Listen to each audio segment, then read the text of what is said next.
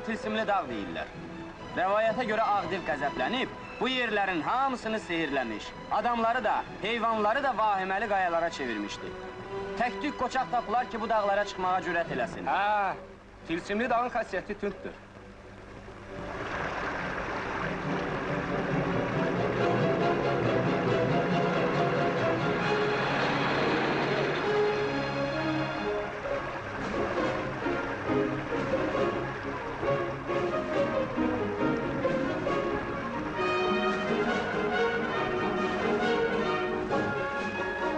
Yəqin qışda işiniz çətin olur. Hə, elə ki qar, çoğun başladı, bu yolların heç izini də tapmaq olmur. Amma biz öz işimizi görürük, Vasili. Sərhəd ilin hər fəslində elə sərhəd. Ha.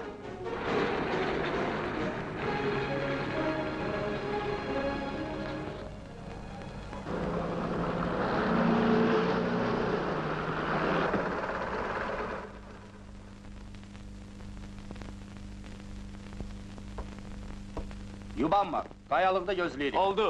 Fərruxun burada kimi dəfn olunub? Anası. Hə.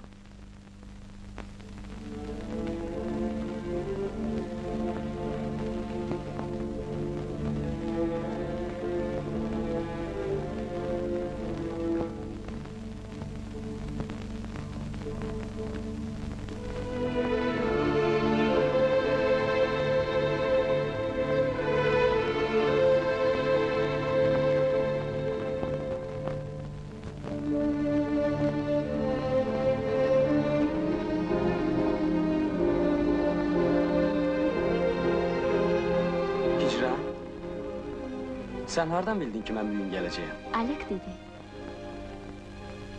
Mən bilirdim ki, sən bura dəyməmiş getməzsən. Çox sağ ol, İcran.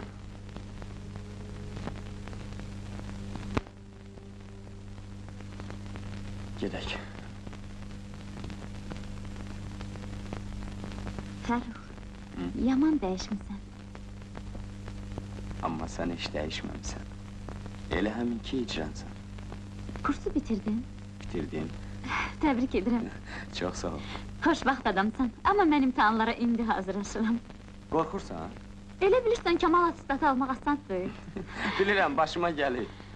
Bircə rus dilini versəm, daha qorxum olmaz. Rus dilindən mən sənə kömək eləyərəm, qorxma. Salam aleyküm Qəmbər əmi. Hay aleykümesselam, keyfin necədir? Yaxşıdır, sağ ol. Yaxşı, o oğlan kimdir? Təzədir? Elədir ki var. Sen bizim bu dağlara hoş gelipsen ha oğul. Çox sağ olun. Yaxşı səfərini söylədi. Zastavı. Ha, elə mən də oraya gedirəm. Ha, yoldaş baş leytenant, nə deyirsən? Mənimlə ötüşə bilərsən? Əşi, sənin kəhəratına çatmaq olar.